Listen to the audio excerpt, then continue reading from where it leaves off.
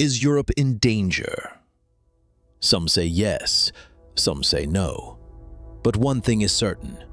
Islam is spreading across Europe faster than ever before. And that fact alone has left millions of people asking, why? What's driving this? And what does it mean for the future of Europe? Stay with me until the end of this video, because what I'm about to share may completely change the way you look at the world around you. Let's begin with a simple truth. Europe has always been a land of change. From the rise of the Roman Empire, to the spread of Christianity, to the Age of Enlightenment, Europe's identity has shifted countless times. And now, in the 21st century, Islam is becoming one of the most powerful forces shaping this transformation. According to research from the Pew Research Center, Islam is the fastest-growing religion in Europe, not only because of immigration, but also because of something many people don't expect: conversions. Yes, thousands of people across Europe, from London to Berlin, from Paris to Stockholm, are choosing to become Muslims every single year. So the big question is, why? Why are so many people turning to Islam at this moment in history? For some, the answer is spiritual clarity. Islam offers a very simple message: one God, one book, one community. No complex layers, no endless debates. Just a direct relationship between the believer and the Creator. For others, it's about discipline, the 5 daily prayers, fasting during Ramadan, giving charity. These aren't just rituals, they're a way of life. They provide structure, purpose, and a rhythm that many people in the modern world are desperately searching for. And then there's the sense of belonging. In an age where loneliness is rising, where families are breaking apart, where people feel more connected to their phones than to their neighbors, Islam provides something powerful: community, a brotherhood, a sisterhood, a family that stretches across nations and continents. But that's not all. Many converts also speak about justice and equality.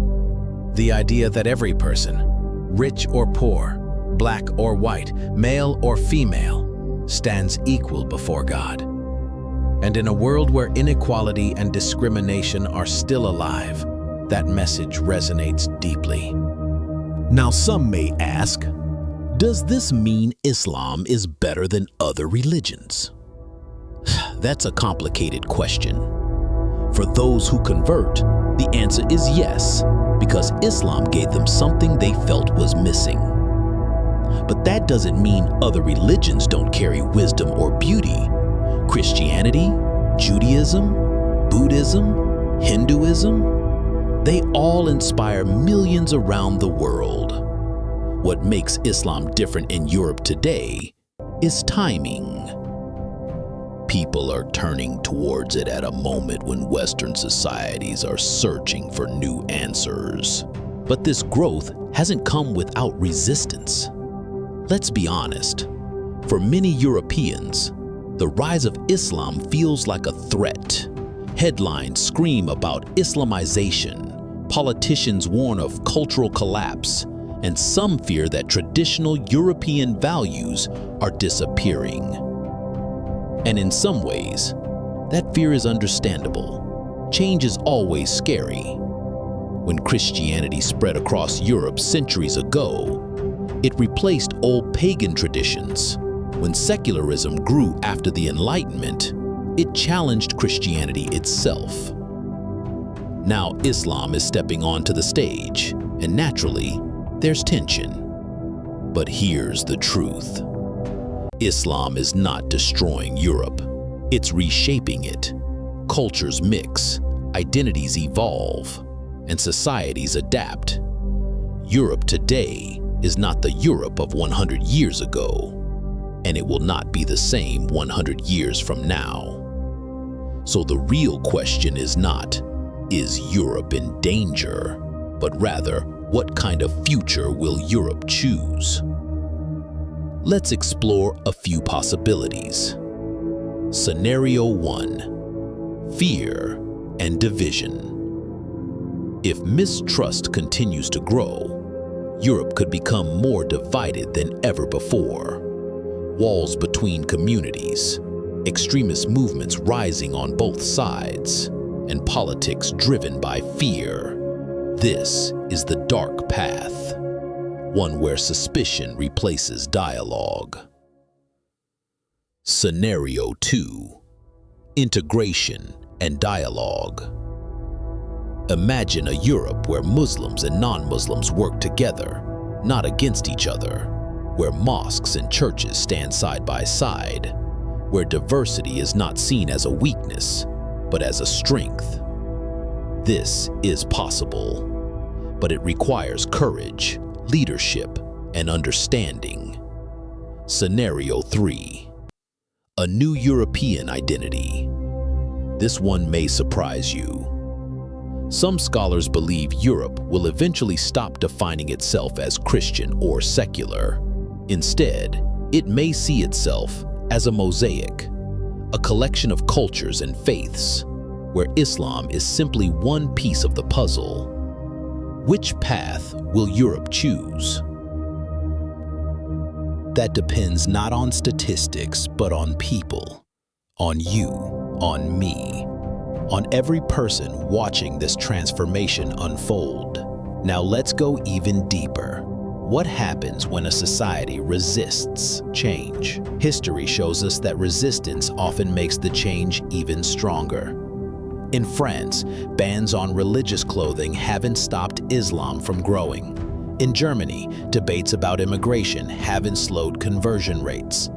In fact, in some cases, the more Islam is criticized, the more people feel drawn to study it, and many end up embracing it. That's one of the most fascinating parts of this story. Islam is not only spreading because of migration, it's spreading because people are curious.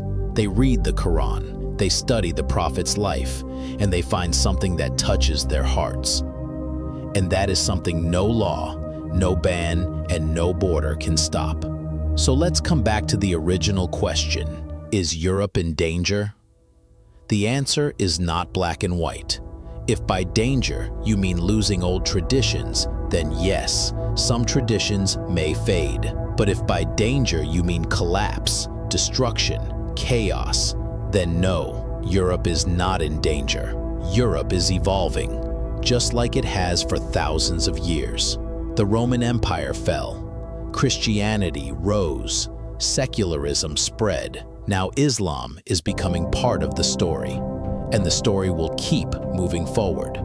The real danger is not Islam. The real danger is fear. Fear divides, fear blinds, and fear creates enemies where there should be neighbors.